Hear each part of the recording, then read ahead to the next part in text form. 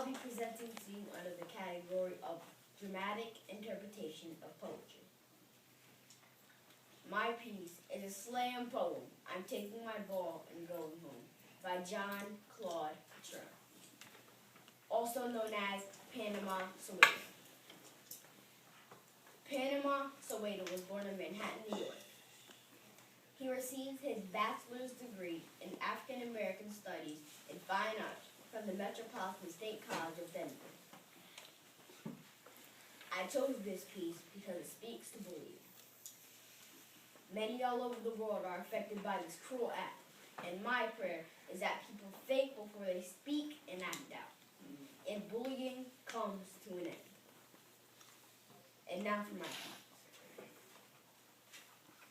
You're not listening! I'm taking my ball and going home! Scott Mickle was infamous for running Sunday mornings full tackle football. He was the only kid in our neighborhood with an NFL regulation pigskin. He was short, stocky, with greasy blonde hair and rosy red cheeks. He looked like a full-grown toddler. He sat in the back of class Monday through Friday, unwanted and unnoticed. Sunday mornings, he was a hero, a champion, self-appointed star quarterback. You might have thought he came from money. And every Sunday morning, it was the same thing. If you didn't play by his rules, he would shout at the top of his lungs, "You're not listening! I'm taking my ball and going home!" He just wanted to be taken seriously. You see, he sat in the back of class Monday through Friday, unwanted, unnoticed. He was fat, ugly, and unpopular, and he was reminded of it with every ring of the bell. Every uninvited party. Every snicker, every whisper, every empty lunch table, and every unanswered prayer. Every fat joke. Every botched Hail Mary. And every failed button.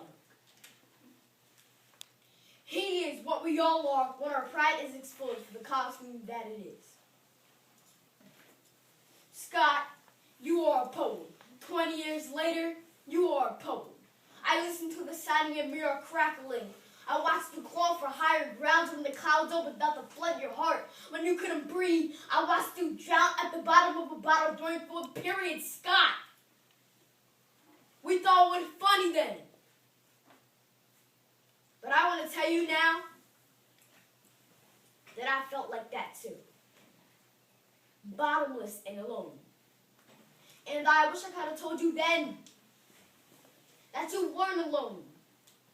That you couldn't have been in better company if Jesus Christ himself had gotten down and offered you space on his crucifix. And sometimes when people aren't listening to me, I feel like shouting at the top of my lungs, "You're not listening! I'm taking my ball and going home!" Sometimes I feel like people only listen to me when I'm being destructive, so I speak with the poison on my tongue and choke on my own cries for help. When you're alone, your intestines feel like what sailors boast. Scott, they don't understand people like us. Why small things mean so much. And so I write. I turn our playgrounds into coliseums. Down 6 points with 4 inches.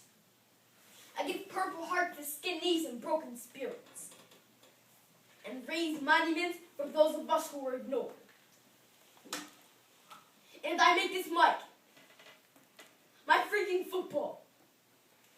And this stage is an empty field, vacant of what defines youth. And I put storm clouds with number 2 pencils. Disguise my stars as poems. I take the weight out of your chest and put it on my shoulders, and then I take all my fears and put it on blank pieces of paper. For you, Scott, because you just wanted to be heard.